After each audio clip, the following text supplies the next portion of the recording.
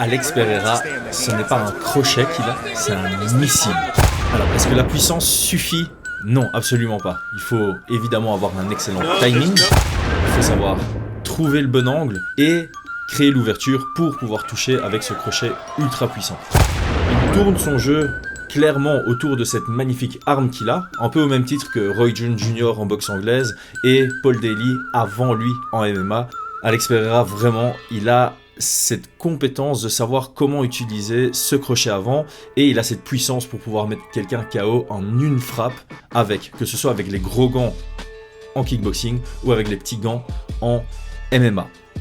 Alors, ce qu'on oublie très souvent quand on parle de crochet et de crochet avant, c'est qu'il y a deux angles pour le trouver. Il y a pour contourner la garde et il y a aussi pour passer entre la garde, comme un jab. Ici, on va voir les deux directement. Il y a...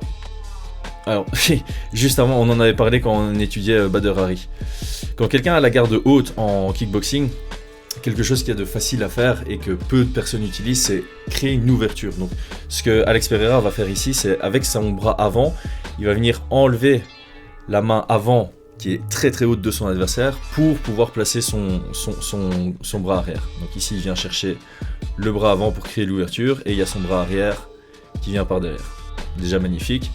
Et puis ici, ce qu'on va voir, c'est ce crochet qui passe pour contourner la garde. Ça passe derrière le bras pour venir chercher l'ouverture qu'il y a. Ça, c'est la première façon de trouver son ouverture sur un crochet. La deuxième façon, c'est ce qu'il a utilisé dans la revanche avec Adesanya. Ça passe à l'intérieur, ça prend le même angle que le jab. Ça ne vient pas contourner le bras arrière de l'adversaire, ça vient vraiment entre sa garde, entre ses deux mains. Ici, on le voit, ça passe devant. Et pour ça, il doit ouvrir à mort. Regardez, il est quasi perpendiculaire à Adesanya au moment de l'impact. Il doit beaucoup plus ouvrir son corps pour que son crochet puisse passer à l'intérieur plutôt que de le contourner, ce qu'on va appeler un crochet serré et pas un crochet large. Et ici, on va revoir sous un autre angle. Et ça, c'est juste pour montrer, c'est une frappe et ça éteint complètement les lumières d'Adesanya. On revoit ça sous un autre angle. Hop, on a un Adesanya qui, justement, vient de peur de recevoir le crochet. Il vient téléphoner et le crochet passe à l'intérieur de sa garde.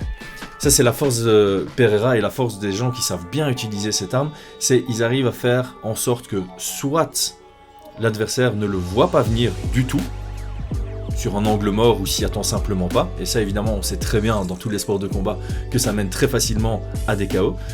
Ou bien, il fait en sorte que l'adversaire voit le crochet venir, applique un système défensif pour le contrer, notamment téléphoner, mais passe sur un autre angle. Et donc, aussi, ceux qui font du MMA ou des sports de combat, on sait très bien, quand on voit un coup venir, on se dit c'est bon, je vais le bloquer.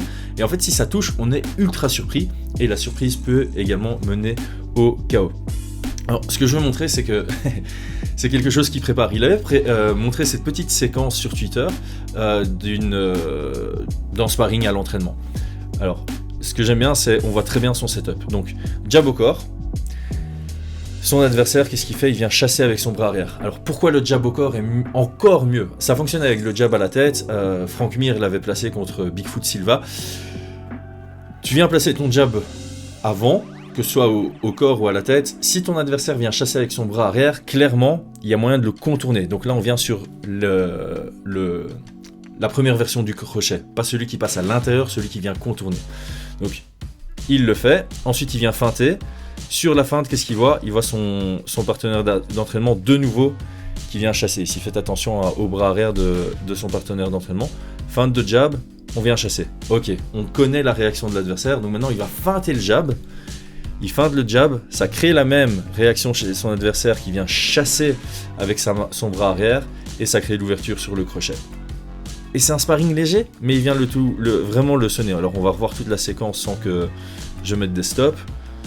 Jab au corps, ça chasse, feinte, ça chasse, feinte du jab avant, ça chasse et le crochet qui passe. C'est exactement ce qu'il a fait contre Sean Strickland à l'UFC. Jab au corps, sur le jab au corps, réaction défensive de Strickland, chassé avec le bras arrière. On avance un tout petit peu plus tard, ça aussi ça fonctionne très bien pour lui, le middle kick de sa jambe avant, du même côté que son crochet, réaction de Strickland, il tend le bras arrière. Il y a une ouverture claire pour le crochet ici avec le bras avant. Un tout petit peu plus tard, il feinte. On regarde le bras arrière de Strickland, ça vient chasser vers l'avant. De nouveau, l'ouverture est là pour le crochet avant. On avance un tout petit peu. Pour en être sûr, c'est vraiment la même séquence qu'à l'entraînement. De nouveau, jab au corps, regardez la réaction de Strickland. Qu'est-ce qui se passe si on envoie un crochet à la tête? Ça passe. Et donc quelques secondes plus tard, je pense 6 secondes plus tard, 4 secondes plus tard, il feinte le jab, Strickland qui tend ce bras avant de nouveau, et on va chercher le crochet arrière. Avant, pardon. Lecture du jeu, c'est pas tout d'avoir la puissance, il faut avoir le timing, il faut savoir créer son bon angle, il faut savoir lire les réactions de son adversaire et il faut savoir capitaliser dessus, c'est tout le jeu de Strickland. Alors on va voir ça dans sa carrière en kickboxing. Ici, jab, jab.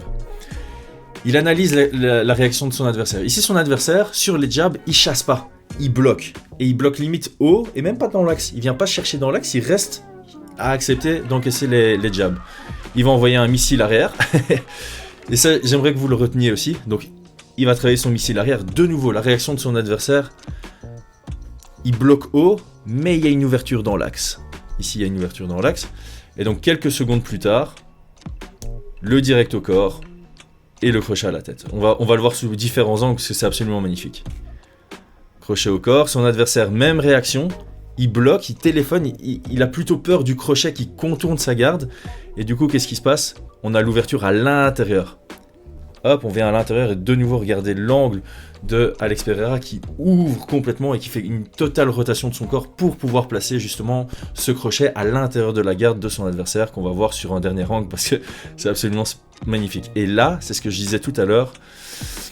Alex Pereira, soit il fait en sorte qu'on s'y attend pas, comme contre Adesanya. Qu'on le voit, mais qu'on s'attend pas à cet angle. Adesanya voit le crochet venir, il vient pour le protéger, mais ça vient à l'intérieur. Soit il fait en sorte qu'on ne voit même pas son crochet venir, tellement c'est rapide et tellement ça vient sur un angle mort. Ici, on le voit très bien. Hop, on zoome sur le regard de son adversaire, il est ancré sur Pereira. Il y a même à la limite son gant qui gêne l'angle du crochet, il le voit pas venir. Et boum, ça vient à l'intérieur. Le même angle quasi qu'un jab, ça vient vraiment entre la garde. Absolument spectaculaire. Et alors pourquoi je disais de revenir ce bras arrière? Parce que Alex Pereira, il fait aussi son setup, donc il prépare cette ouverture, pas seulement avec son jab, mais aussi avec son bras arrière. La beauté de ça, c'est que si son bras arrière il passe, il n'a pas besoin d'analyser, parce qu'il sait aussi éteindre ses adversaires avec son bras arrière. Comme on le voit ici, ou encore ici. C'est même position qu'Adesanya. Hein. C'est un clean KO sur une seule frappe. Alors, cette séquence est vraiment parfaite. C'est contre Dustin Jacoby, qui est également à l'UFC maintenant. Jab dans direct. Donc, on vient regarder, on vient analyser. Ici, on vient avec une garde fermée à l'intérieur. Donc, il vient regarder ce que ça donne quand il met un crochet qui contourne. Bonne protection du côté de Dustin Jacoby. Et là, c'est circonstanciel. Donc, c'est ça que je veux montrer. C'est que Pereira, il n'est pas uniquement dans la proactivité pour son crochet, il est également dans la réactivité. Donc, il est très bon pour engager avec, pour créer l'ouverture et trouver le finish avec. Mais dans des situations plutôt circonstancielles, donc en contre, généralement, il va savoir la trouver. Ici, il envoie un genou et dans la séquence, il y a l'ouverture. Il n'a pas voulu la créer, mais ici, c'est vraiment... Voilà, les deux ont envoyé un genou en même temps. Jacoby est un peu déséquilibré. Réflexe humain, quand on déséquilibre, c'est les bras qui partent un peu n'importe où. L'ouverture est là. La puissance est incroyable. On va revoir ça en vitesse réelle. Toute la séquence. Hop. Jab dans l'axe, direct dans l'axe, on cherche le crochet derrière la tête, le petit genou qui s'échange, et là il y a l'ouverture sur le crochet, ça va à une de ces vitesses, c'est absolument incroyable. Pareil, en contre ici, on le voit même pas venir. Est-ce que ceux qui n'ont pas vu ce KO par le passé, est-ce que vous voyez le crochet venir? Donc ici c'est vraiment dans un échange. Bon, heureusement, je vous laisse le ralenti. Et là encore une fois, l'adversaire ne le voit pas venir, c'est vraiment là. Il ne le voit pas venir. Et ça crée le chaos. C'est spectaculaire. Et donc pour finir, Alex Pereira, c'est pas seulement en crochet. Il n'a pas que ça comme arme. Il a aussi des petits high kicks. Et il a aussi des coups de genoux sautés comme il l'a fait dans ses débuts à l'UFC. En tout cas, on a hâte de voir ce que ça donne pour la 3e fois face à Israël Adesanya. Merci d'avoir suivi. C'était le Chris Decrypt sur la sueur.